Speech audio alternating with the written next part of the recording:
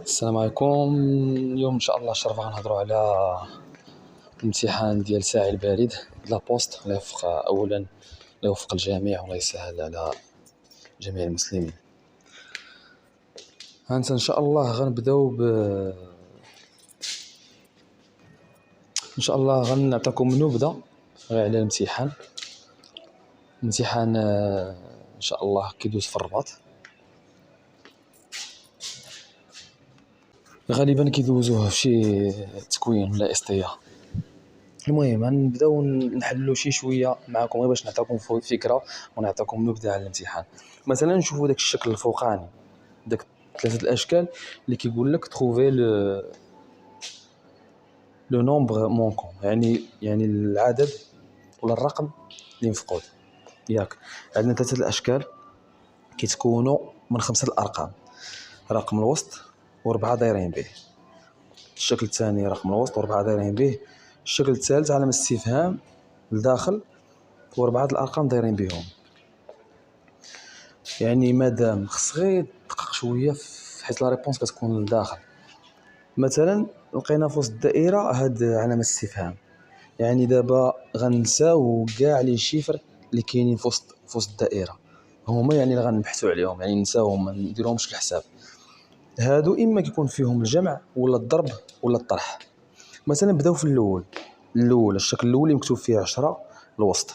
ياك سيدي نمشيو نحسبوا هذوك الارقام اللي دايرين بهم بربعه. نديرو سيدي 8 زائد 5 8 9 10 11 12 13. نزيدو 4 13 نزيدو 13 14 15 16 17 نزيدو 3 18 19 20 عطانا المجموع ديال برا 20. باش يعطينا 10 شنو خصنا نديرو؟ غنقسمو على جوج.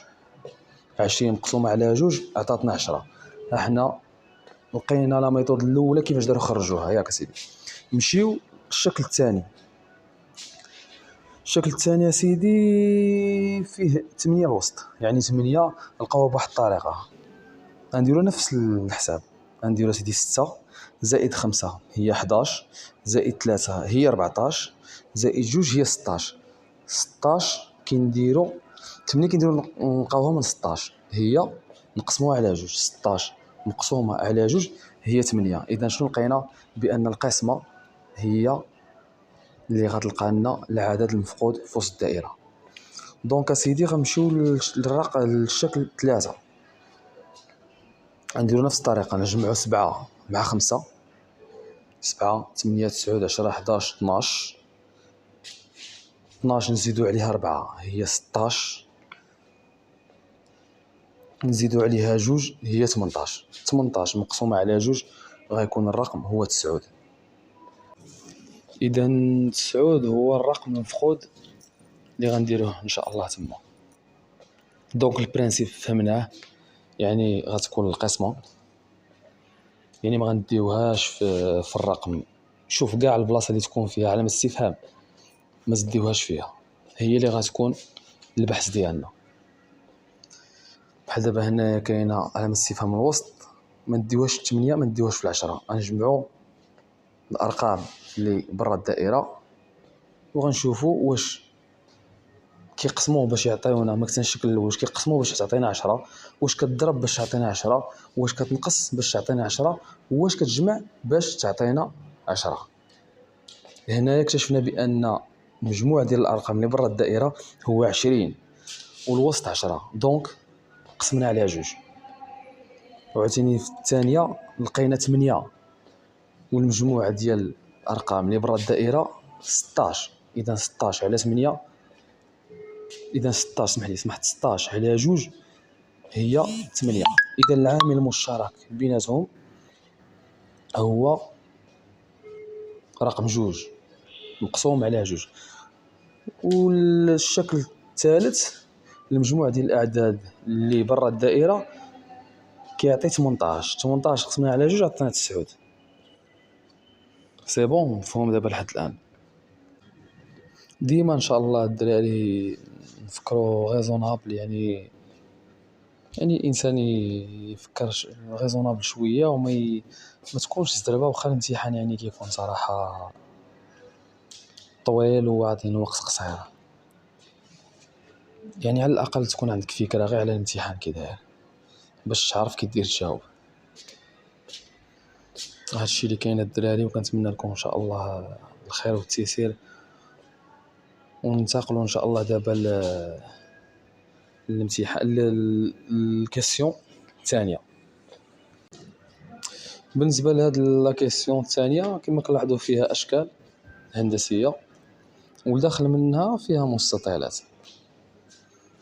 والاشكال كتختلف ما كتشبهش لبعضياتها، وما عندهاش نفس الاضلاع، عدد الاضلاع، والمستطيلات اللي في وسط منها مختلفين، يعني مختلفين في المجموع ديالهم. كاين اللي حاطين 7، كاين 9، كاين 10. دونك نبداو بالشكل الاول. الشكل الاول لاحظنا غنحسبوا الاضلاع ديالو. اول حاجه 1 2 3 4 5 6، عطاتنا عندها 6 الاضلاع. هذا الشكل هذا فيه 6 الاضلاع. غنحسبوا الدخلاني ديال هذا الشكل، داك المستطيلات غنحسبوا 1 2 3 4 5 6. هذا راه متناسق مع الاضلاع، عدد ديال المستطيلات كيساوي عدد الاضلاع، اذا هذا غيدوز. نمشيو للشكل الثاني. الشكل الثاني غنحسبوا اضلاع 1 2 3 4 5 6 7 8. نحاولوا نبسيلو باش ما نغلطوش. 1 2 3 4 5 6 7 8 9 ديال الاضلاع، وغنحسبوا الدخلاني ديالو. مستطيلات 1 2 3 4 5 6 7 8 9، يعني هادو راه مزيان صافي، هاد الشكل راه مزيان. نمشيو للشكل الثاني. نحسبوا 1 2 3 4 5 6 7 8 9 10. نحسبوا دابا الاضلاع 10. نحسبوا مستطيلات 1 2 3 4 5 6 7 8 9 10، هادو متناسقين. نمشيو للشكل الرابع. عدد الأضلاع 1 2 3 4 5، عدد المستطيلات 1 2 3 4 5، هذا مزيان. نمشيو للشكل الخامس. نحسبوا الأضلاع 1 2 3 4 5 6 7، 7 ديال الأضلاع. نحسبوا المستطيلات اللي داخل منه 1 2 3 4 5 6 7، هذا مزيان. نمشيو للشكل السادس، هو غالبا اللي غيكون فيه، حيت هو اللي يبقى نورمالمون، هو اللي يبقى. نحسبوا سيدي 1 2 3 4 5 6 7 8، 8 ديال الاضلاع. نحسبوا المستطيلات واش بحال 1 2 3 4 5 6 7، اذا هذا عنده 8 ديال الاضلاع و7 ديال المستطيلات. اذا هذا هو لانترو، هذا هو الدخيل،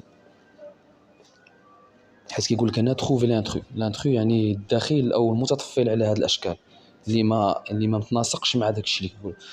يعني جميع الاشكال متناسقه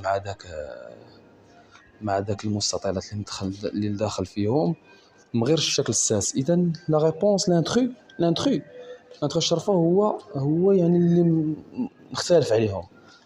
هنا غتكون لا ريبونس هي 6.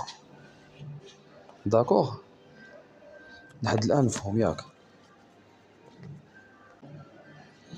دونك غنمشيو ان شاء الله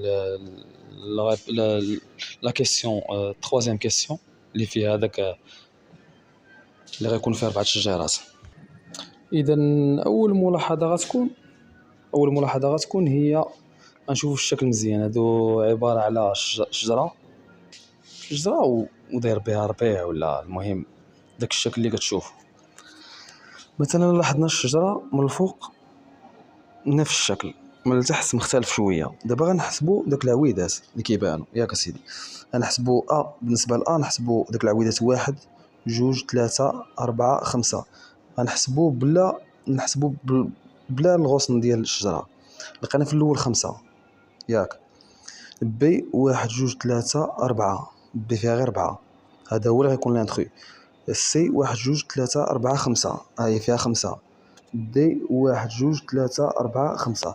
اذا و بي و دي فيهم 5 5 5. اذا شكون لانترو يعني المتطفل او الشكل المختلف عليهم هو سي.